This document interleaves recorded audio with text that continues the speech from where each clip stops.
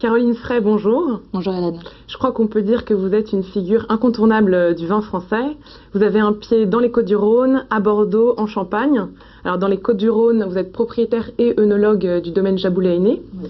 À Bordeaux, dans le Médoc, vous êtes propriétaire et œnologue du château La Lagune, troisième grand cru classé de Bordeaux. Et puis en Champagne, vous détenez 45% du capital de Bicard Salmon. Oui. Alors est-ce que vous pouvez nous expliquer comment est-ce que votre groupe familial, le groupe Frey, en est arrivé là? Alors l'histoire a commencé en Champagne, en fait, il y a à peu près 35 ans, quand mon père a repris ses premières parcelles de vignes vers Rilly-la-Montagne. Et puis la passion est arrivée comme ça dans la famille et mon père m'a transmis la passion de ce beau métier. En 2000, on reprend le château La Lagune, donc effectivement à Bordeaux, dont je m'occupe depuis 2004, parce que pendant ce temps-là, entre 2000 et 2004, j'ai fait mes études d'œnologie, travaillé un peu avec Denis Dubourdieu. Vous avez fini même doyenne de votre université d'œnologie de Bordeaux. Oui, c'est vrai que ces 2 ans à la faculté de Bordeaux se sont bien passés. J'étais effectivement assez impliquée et investie dans ce que je faisais. Et puis c'est là que j'ai eu la chance de rencontrer Denis Dubourdieu, qui est quand même quelqu'un d'important dans mon parcours et qui compte encore beaucoup aujourd'hui. Et qui est œnologue avec vous aujourd'hui à La Lagune. Voilà, qui est œnologue consultant, qui vient régulièrement, que ce soit pour les dégustations d'assemblage ou pour d'autres moments où des questions se posent. Alors vous produisez des vins très différents dans des régions très différentes déjà, et puis à des prix aussi très différents. Votre Côtes-du-Rhône parallèle 45 vaut 7 €, là où certaines bouteilles de La Chapelle en Hermitage se vendent à des milliers d'euros. Voilà, aux enchères. Est-ce que vous pourriez nous expliquer un petit peu le fil rouge de la maison Frey et vous, quelle est la stratégie que vous poursuivez? Alors tous ces vins, je les fais avec finalement la même passion, la même envie, et que ce soit à La Lagune ou chez Jaboulet, de La Lagune à La Chapelle jusqu'au parallèle 45, il y a vraiment déjà le plaisir d'élaborer ces vins, et je pense que ça se retrouve après dans les bouteilles. Il y a ce travail de la vigne, il y a les assemblages, il y a à chaque vin un goût qui est bien particulier et une identité que je cherche à retrouver. J'aimerais maintenant avoir votre avis sur l'économie du vin français un peu. Vous avez fait le choix de la concentration. Après plusieurs acquisitions, comme on a pu voir, vous êtes à la tête donc d'un gros groupe de vins. Est-ce que vous pensez que les vins français ont besoin justement de se fédérer pour exister, pour avoir une vraie force de frappe en fait, vis-à-vis de l'international, mais même en France? Ça c'est pas ce qui a été notre raison d'aller acheter La Lagune ou les domaines Jaboulet. Il y a vraiment eu l'envie, la passion pour ces vins, et puis l'incroyable opportunité de pouvoir reprendre ces domaines, parce que c'est pas quelque chose qui arrive tous les jours comme ça, par la poste, château à vendre. Non, c'est vraiment des chances uniques et qui passe qu'une fois dans une vie, et je pense que mon père ne voulait pas passer à côté de ça. Et vous pensez que des petits domaines, des vignerons indépendants peuvent exister à côté de grands groupes comme votre groupe ou Pernod Ricard ou LVMH? Ouais. Il y en a beaucoup qui existent aujourd'hui et qui font leur place et qui font bien leur place, qui ont des petits vignobles, qui travaillent bien, qui font d'excellents vins. C'est vraiment possible, quoi. Oui, après il faut bien placer le curseur et savoir ce qu'on veut faire avec chaque propriété. Mais on n'est pas obligé de faire une multinationale pour exister dans le monde du vin. Bon, un de vos grands challenges aussi et défis chez Jaboulet-Aîné et chez La Lagune, c'est la conversion en bio. Oui. Alors pourquoi?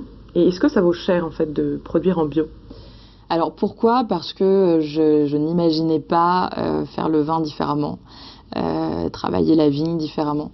Ça, c'est quelque chose qu'on a commencé, la conversion officielle date de l'année dernière, 2013, mais il faut savoir que c'est quelque chose qu'on a commencé il y a plusieurs années, en 2004 à La Lagune et en 2006 chez Jaboulet, donc vraiment dès notre arrivée.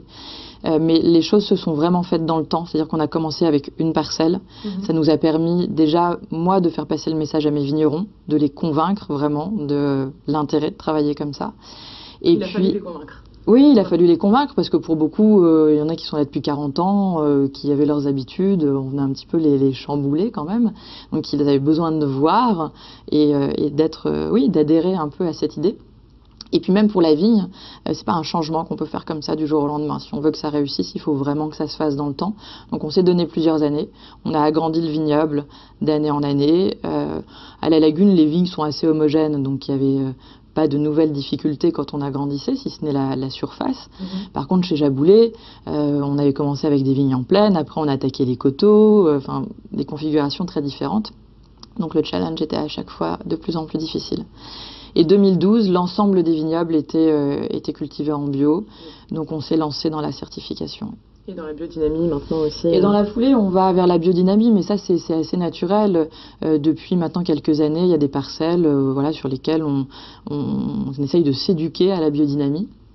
Et ça va se faire, tout ça va se faire dans la continuité, exactement. Alors vous faites 50% de votre chiffre d'affaires pour la Lagune et Jaboulet Hainaut en France. Oui. 50% à l'étranger. Quels sont les marchés les plus prometteurs de vos deux maisons? Alors la France, déjà, on est très fiers et très attachés à ce marché et on souhaite vraiment continuer à le développer. Et on le développe exclusivement sur le secteur traditionnel, c'est-à-dire les cavistes, les restaurateurs. On ne fait pas du tout de grande distribution, donc ça c'est vraiment un fil conducteur important. En France et à l'étranger? En France et à l'étranger, oui. Ouais. Et puis après, dans les marchés export, il y a des marchés tout proches de nous en fait qui fonctionnent très bien et j'aime souvent citer la Belgique parce que on les oublie souvent, nos chers voisins belges. Ce sont des passionnés de vin comme on en connaît peu. Ils aiment le vin pour les bonnes raisons. Voilà, donc sans compliquer les choses, ce sont des gens très nature, ils adorent ça. Voilà, Et votre premier marché, c'est qui?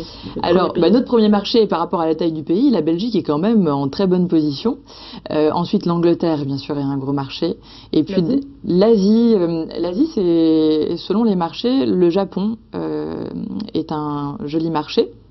Hong Kong, Taïwan, Singapour sont des marchés qui sont déjà, on va dire, à maturité.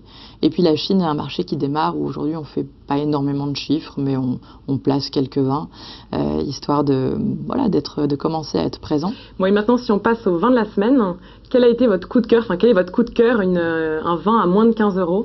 Alors, j'ai goûté un très joli vin récemment dans un bar à vin qui s'appelle le 15-20, dans le 5e.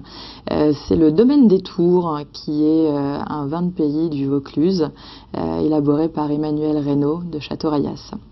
14,50 €, je crois. Je suis juste dans les... Caroline Frey, merci beaucoup. Quant à nous, nous nous retrouvons la semaine prochaine pour un nouvel épisode des Échos du vin.